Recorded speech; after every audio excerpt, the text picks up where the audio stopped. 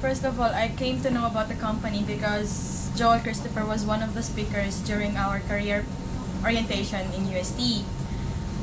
Doon, parang nakita ko na si Sir Joel na ano siya, he's the kind of person that has a vision for the Philippines and for his company.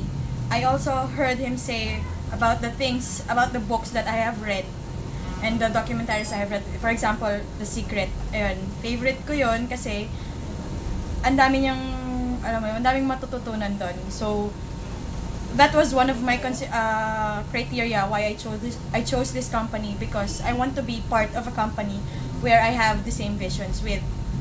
Second, kasi pag titingnan mo yung company, short term, kung ikaw yung tipo ng tao na hindi mo titingnan yung long-term goals ng company, wag ka dito kasi yung company, puro long-term yung goals niya. Gusto niya transform yung Philippines 2050 into cyber, parang basta about internet. Philippines is the cyber center of the world, like that. Tapos, lastly, kasi sa internet, with the virtual world, walang recession. So, unlike the real world na ngayon, global recession tayo, sa internet wala. So, ayoko naman kasi maging part ng company na darating na lang yung